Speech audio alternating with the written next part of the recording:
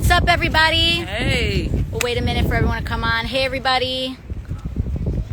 What's up? We're here with the Congresswoman Cori Bush. And the Congresswoman, your fave. Hey, AOC. everybody.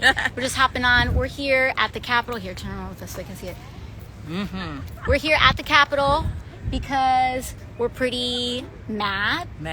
And we're pretty pissed off because everyone out here, if you are lucky enough to be fully employed at a job that pays you a dignified living wage, you work Monday to Friday, right?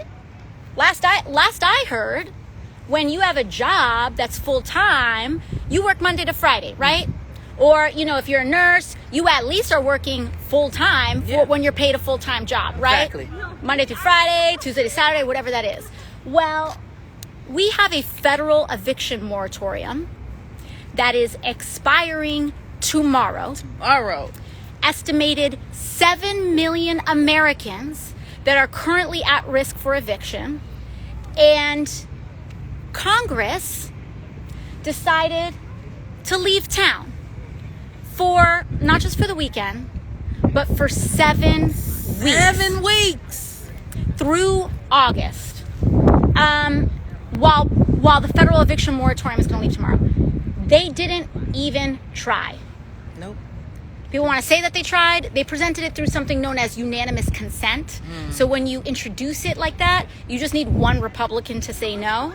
And even if one Republican says no, you can call the vote and make everybody put their name next to their stance. Make everybody show up and actually put their name next to yes, I will extend it, or no, I won't extend it. But because people are a little too afraid to actually communicate to the public what their stance is, people want to skip town and let this moratorium lift tomorrow. And by the way, I'm going to say it, the White House is not innocent here either, because the White House had a month to let people know, and they just sent a little post-it note, sent a little tiny statement off to Congress yesterday, knowing that the House was set to adjourn today. They waited until yesterday to say something about it. And so we'll tell you what we did. First of all, we're here. We're not on a plane to Boca.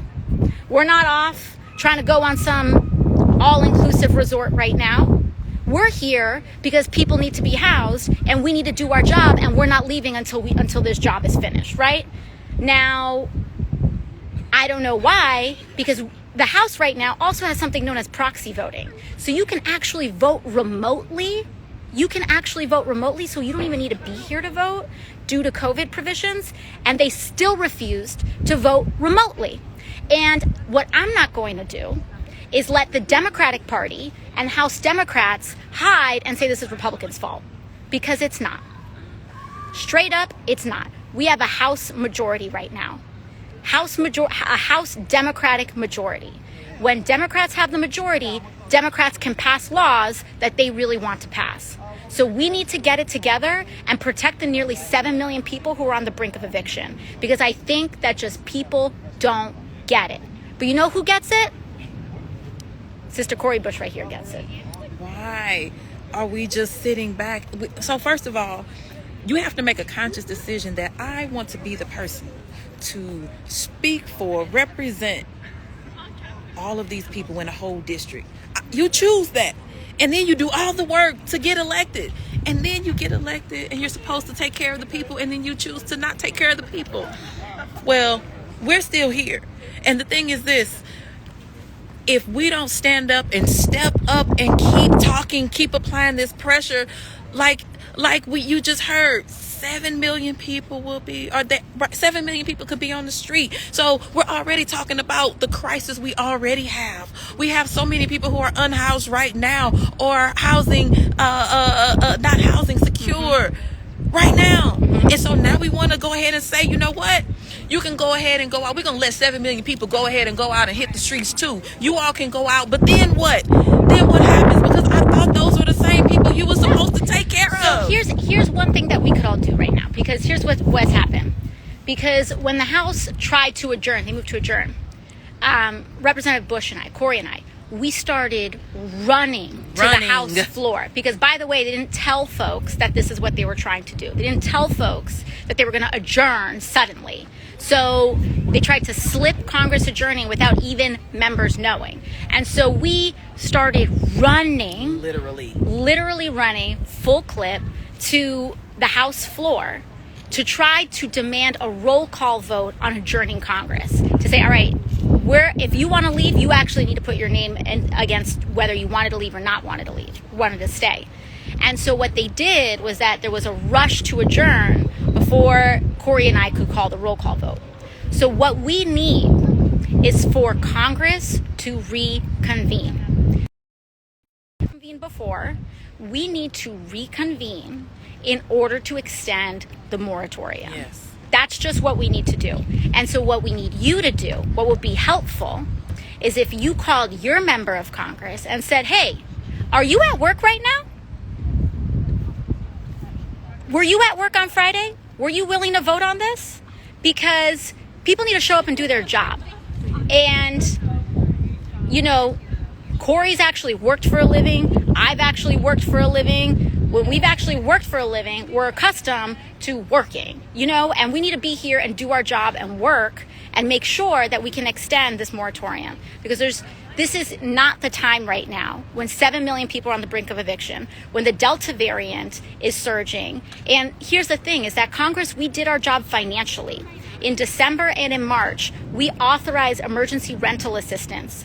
So we gave states $46 billion to give to renters and landlords. Renters and landlords can apply together and get the funds that they need in back rent to get emergency rental assistance. Now what's going on is that states have not released these funds. Only $3 billion out of the $46 billion has been released. So even in New York, the Cuomo administration has not released all of the funds. In Missouri, no, not at all. Not at all. The landlords are still waiting. People are still being evicted. And so what we need is that while states are working on getting these funds out, we need to extend the CDC eviction moratorium. And the CDC eviction moratorium needs to be extended because housing is a primary social indicator of health. If you are not housed, you are far more likely to be sick in a very large range of diseases. But beyond that, what we know is that the homes that are most at risk for being evicted are also in communities that are least vaccinated. Yes. So you push all of these people out of their homes and they're unvaccinated. They're susceptible to Delta, which is more contagious and more severe than even the first strain of COVID. And what we're signing ourselves up for is just a huge spread of disease. And so the other thing that we know is that housing is a lot like long-term unemployment. Once you are unhoused, it is very difficult to get housed again. Cori has spoken to this so eloquently so many times.